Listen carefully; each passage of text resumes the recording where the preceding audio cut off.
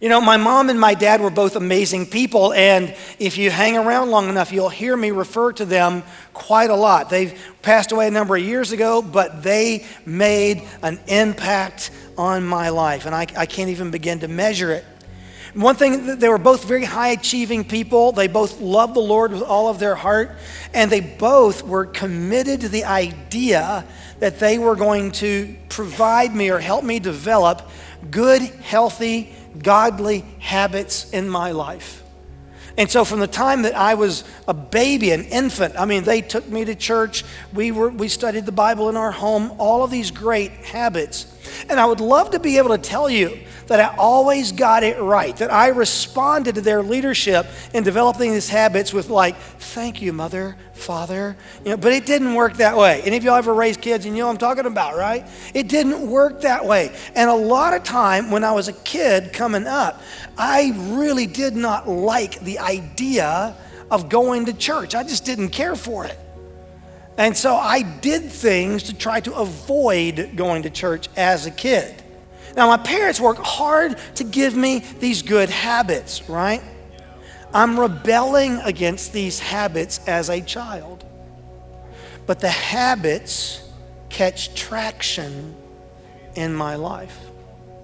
And it's a really good thing that they do, because if you know my story, you know that my dad dies when I'm 8.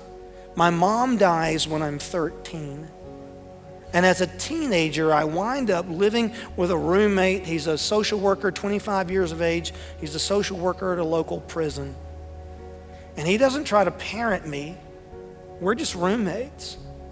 And I made some lousy decisions when I was a teenager. I wish I could tell you that I didn't, but I did. But those habits, those good, godly, healthy habits stayed with me. And there were times that I would go to church and I would be hungover, and I'm not proud of that, but I was there because of the habit. And over time, what began to happen? I began to emerge from that hardship, that very difficult season I was going through. And those habits began to ring true. And those habits made a space for the Spirit of God to do a new thing in my life. And I came out of that hardship far better off than I was when I went into that season of hardship.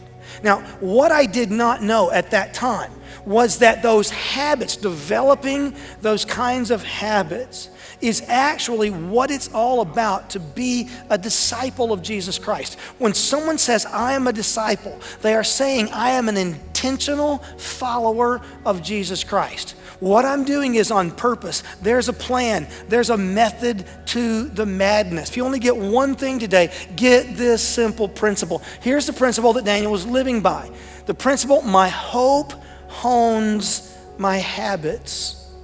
And as he prays, Daniel gets stronger and stronger and stronger in his relationship with God. And so God goes to work in Daniel's life through that incredibly healthy habit, which is a good thing, because then his hope is challenged by hardship. He's thrown into the lion's den.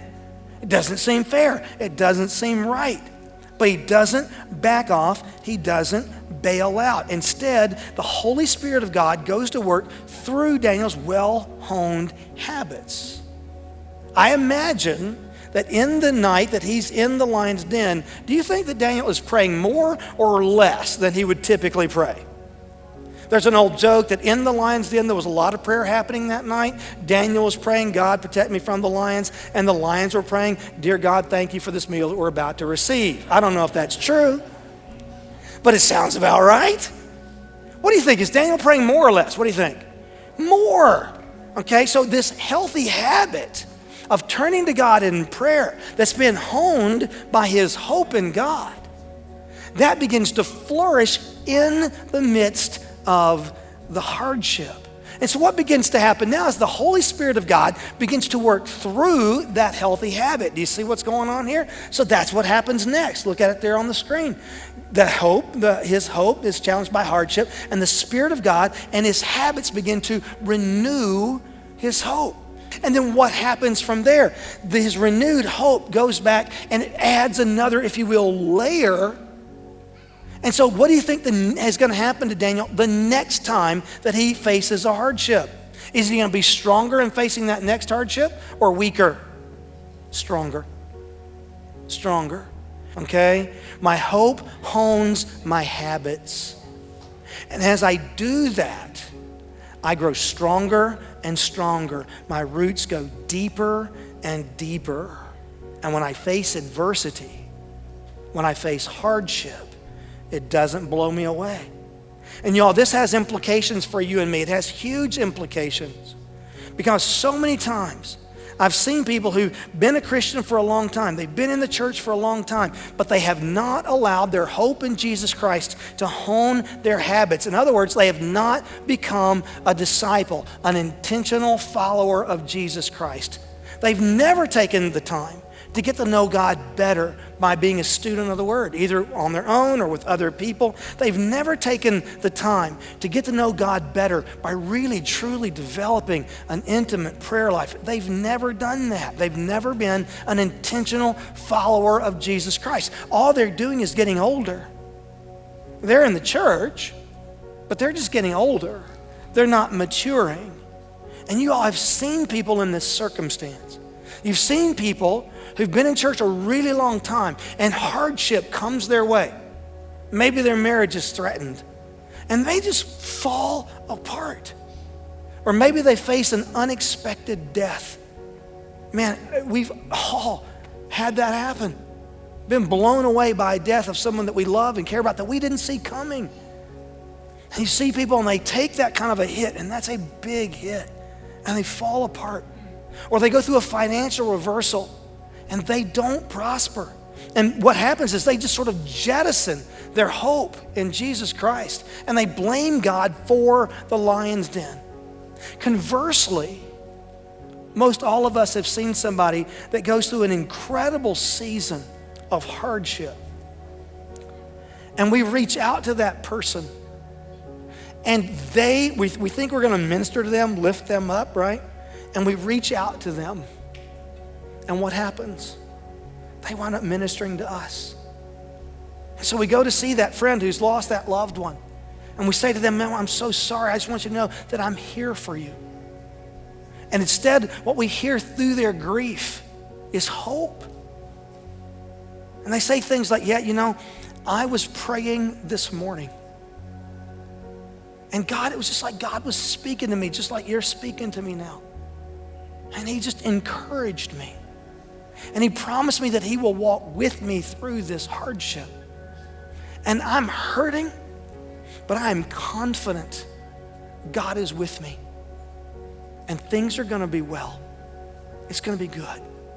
How are you doing today? And you're like, I came here to encourage you, right? And you're going through this incredible hardship. And you've got all this hope. Where'd that come from? Because their hope honed their habits. And so now here they are in the hardship, and it doesn't blow them away. Instead, they're like a tree planted by water, and they can handle the storm. And that's what a disciple does. A disciple intentionally gets to know God better and better and better. A disciple doesn't accept the gospel of Jesus Christ and stop. A disciple accepts the gospel of Jesus Christ and starts. And that's all the difference in the world. It makes all the difference in the world. Their hope hones their habits. They pray, they study, they worship regularly, and it opens the door in their life for a fresh encounter with the Spirit of God. They get to know him better and better and better, and they grow stronger and stronger and stronger.